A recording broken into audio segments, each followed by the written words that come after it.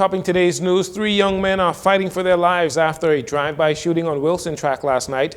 Prime Minister Davis defends his opposition to the National Intelligence Bill 2019. The Free National Movement chairman grades the government's performance and the Eleuthera water woes being addressed.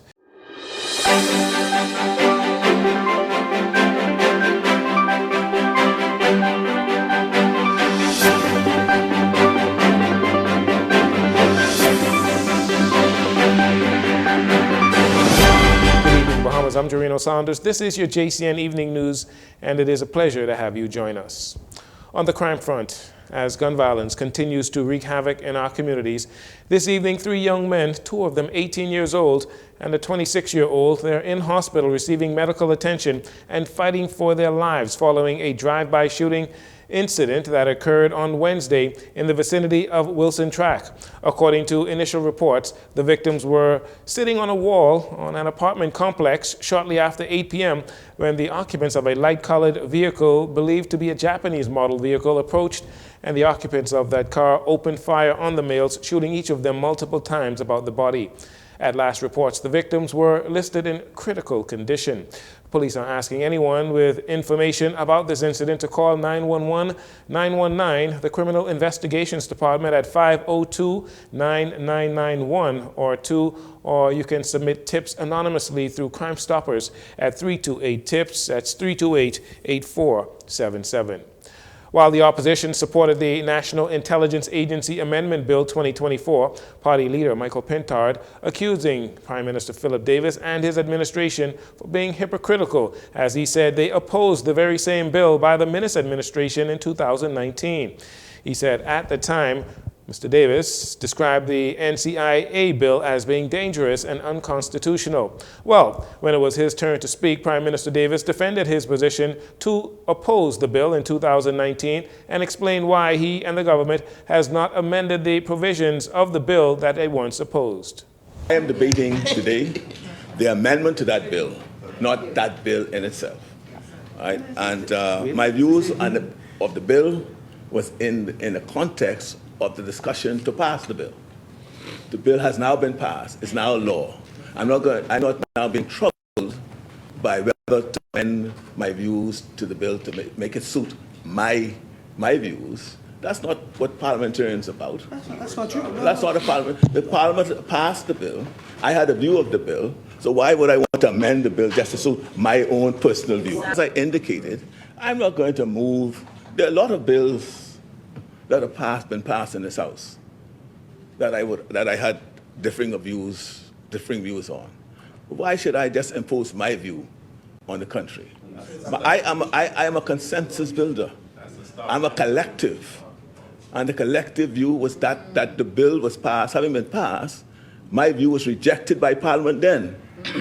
They said it was constitutional. So I, as a Democrat, have indicated I'll accept that view of the cabinet. Meanwhile, the National Security Minister Wayne Munro said when the Davis administration came to power, the intelligence agency had no real structure, but now has a building of its own with its own vehicles and proper training. Chairman of the Free National Movement, Dr. Dwayne Sands, gave the Davis administration what he describes as a generous D- grade on their performance as government so far. The Free National Movement chairman says the government has made poor financial decisions when borrowing funds for infrastructure or borrowing funds for infrastructure. Today, Dr. Sands joined Love 97's Christian Jones on the popular talk show Issues of the Day and shared his dissatisfaction with the government, specifically highlighting their recent decision to secure several loans from global organizations. I just reviewed our national debt figures today. It continues to climb. I think we're at $11.5 billion national debt. Even in the last 3 years where there's not been a major climate change event, a major international health event or pandemic, we continue to borrow and spend at an incredible rate, and we continue to harness the generation after us and generations beyond with overwhelming debt. Dr. Sands says the Davis administration is borrowing without any idea of how they will repay the funds. He says the F&M does not believe the loans will directly address the issues in the long term, explaining that a larger maintenance budget is needed in an effort to maintain and raise the standard of our infrastructure. The problem that we have is a lack of sustainable financing to maintain. And so you can build a brand new facility, but unless you have the sustainable financing mechanism to ensure that the facility can be maintained in a like new state, then the same thing is likely to happen. Consequently, Dr. Sands says the issue the country has is a lack of sustainable financing.